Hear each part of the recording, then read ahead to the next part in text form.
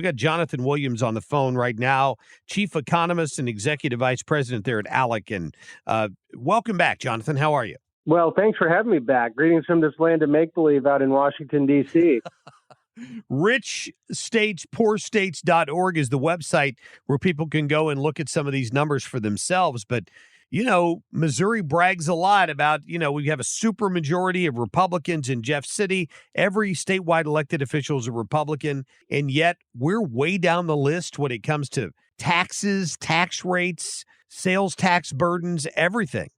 Well, yeah, absolutely. And there's, something to be said about the fact that while Missouri is middle of the pack at 29th or slightly below average at 29th for a supermajority Republican or conservative state, I mean, there's a lot better that states can be doing with that kind of majority right now. And the other thing I think to look back on before we pick into some of the details here, because there's some really interesting takeaways of the 15 different policies that we measure to get to that overall economic outlook score for the states, because we've been doing this now for 17 years with Art Laffer and Steve Moore. And we've been keeping these categories consistent. So we have a consistent time series to go back to see how states have done not only today, but, what they've done 17 years ago. And one of the really interesting, I think, takeaways that should be a motivator for folks in Jeff City that are looking to turn Missouri around and really compete with the elite states today for jobs and for capital and for individuals moving from state to state as people vote with their feet, is Missouri in the early years of our ranking system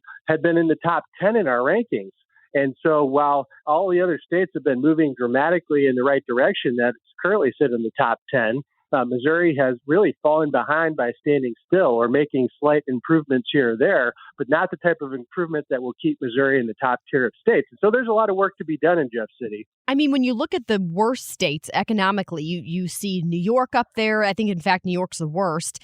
Illinois, California. Those are the liberal policies. I don't know why people don't connect those dots, that something's not working. Well, right. I mean, as we always say, the proof is in the pudding, right? I mean, this isn't just a academic measure of how the states are doing. This is actually proven by how people vote with their feet. They're really voting against those high tax states. I mean, you look at a state, like California, for instance, that you mentioned. California now, folks, is down 1.8 million Americans on net over the last decade, moving to one of the other 49 states. That record in New York, when you toggle to New York, the record is almost 2 million on net over the last 10 years. Illinois, obviously a horrible record, losing another congressional district as well, where the political power follows this big migration away. And it's not just individuals, it's a lot of businesses packing up and leaving from those states because, folks, guess what? Policy matters. When you put an incentive there and taxes are lower in one state versus another, it doesn't take rocket surgery to know that it's going to be more advantageous for businesses, individuals to leave those high tax states and go to low tax states. And that's the beauty of our American system of federalism, right? Those competitive laboratories of democracy. Yeah, I wonder, there's been some discussion in Missouri about trying to get rid of the state income tax. They've been talking about that for years. They've never made much progress. And we have a gubernatorial candidate here, Bill Eigel. One of his campaign platforms is to get rid of the personal property tax, which we have in Missouri. We haven't been successful in either one of those. And that's a perfect example of opportunities to improve on this list of rankings, right? Well, that's right. I mean, any way that to not just reduce tax rates, but actually to eliminate a major tax altogether is a phenomenal idea to make any state competitive. And when you look at the top tier of states, let's say in this newest edition of Rich States, Poor States, there's states like Texas, who moved up dramatically, and they're number 6 today. Tennessee's been a powerhouse for years. Florida's been a powerhouse for years. I mean, what do those states have in common? They don't tax personal income. There's 9 states across the country that avoid a personal income tax, and they're always some of the fastest growing states across the country. And that's just because people value that freedom of being able to keep more of their own hard-earned money. And of course, let's not forget the vast majority of small businesses, those mom and pops on Main Street all across the country, the NFIB members all across the country, the vast majority of them don't pay business taxes. They pay personal income taxes because they're pass-through entities. And so that personal income tax rate is so important for the lifeblood of American small business. Well, I hope people go and check it. I mean, it's food for thought. And I know, ALEC, you guys work at ALEC pretty closely with a lot of legislators. I've known a few legislators that have been a member of the organization. To try to influence these policies. And boy, I wish you'd had more luck here in Missouri.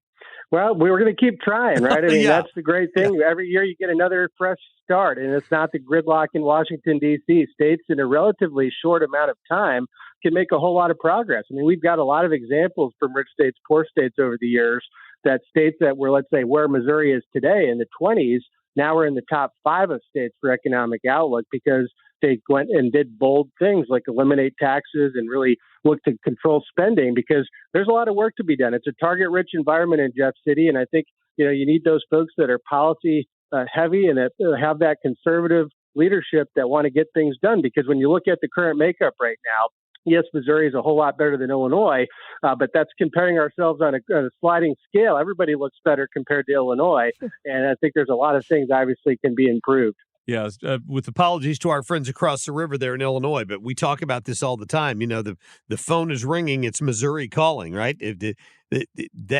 He's one of the top U-Haul salesmen in the country, Governor Pritzker. Yeah, absolutely. Our best economic development partner is a Michigander, and we always say that. I mean, the one thing I will say when it comes to Missouri versus Illinois, that should be a head scratcher and should motivate folks in Jeff City, in that you look at the side-by-side comparison in our ranking, and Illinois, for all of its faults and big government policies, actually has lower personal income tax rates after you consider the earnings tax in St. Louis and Kansas City than the taxes in Missouri.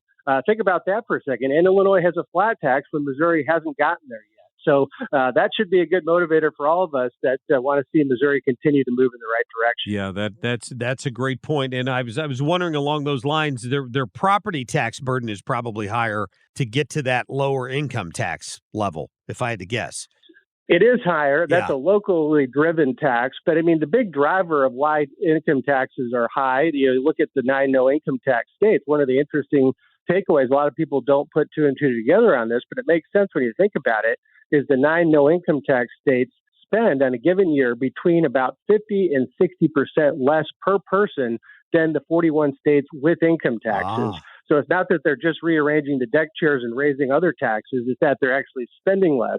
In a balanced budget environment, right, back to basics of budgeting 101, you have to tax what you spend and spend what you tax. And so the key to being a no-income tax state or a low-tax state is being more frugal with how you spend taxpayer dollars. It's a great point. Jonathan Williams, thanks for your time. I'll direct people to richstatespoorstates.org if they want to look at some of those numbers for themselves. Thank you. Well, great to join you as always.